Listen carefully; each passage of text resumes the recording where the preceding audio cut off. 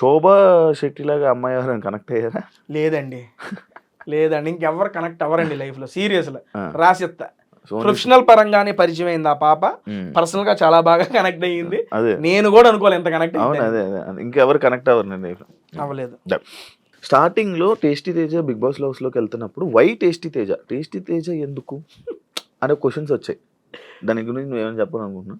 నేను అడిగా టీం ని, సీరియస్లీ అడిగా, ఇంటర్వ్యూ పిలుస్తారు కదా మాట్లాడినప్పుడు వై టేస్ట్ మళ్ళీ నన్ను ఎందుకన్నా, నేను ఎందుకు అడిగానంటే ఇవ్వండి అవినాష్ గారు ఐ మీన్ మనకి వస్తున్నాయి కదా, నా నుండి ఏమి ఎక్స్పెక్ట్ చేసి మీరు తీసుకుంటున్నారు ఈ సీజన్ లో అని.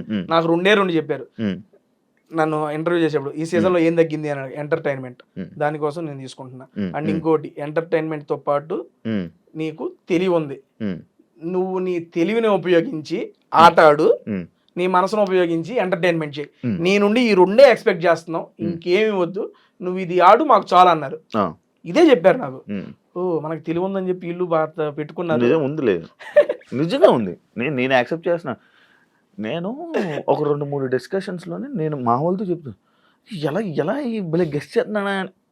మన చేతికి చెప్పాను, నేను చాలాసార్లు చెప్పాను, చాలా మందికి చెప్పాను భలే గెస్ట్ చేస్తున్నాడు అని. బిగ్ బాస్ టీం కూడా స్టన్ అయిందంట. బెడ్సి ఏంటి తేజ నువ్వు వాట్ ఈస్ బజర్ కొట్టారు అని కూడా, బజర్ కొట్టి కొడుకు 2 కొడుకులు 4 కొడుకులు 2 చెప్పా. అవును చెప్పేం కానీ అర్థం కాల టీం కూడా. ఐ మీన్ మన వాళ్ళకి నేను ఒకరి దాంతో ఎక్స్ప్లెయిన్ చేసా, వాళ్ళ టీం ముందే అనుకున్నారంట తేజ ఏదైనా చెబుతాడు, ఇది చెప్పలేడు అనుకున్నారంట.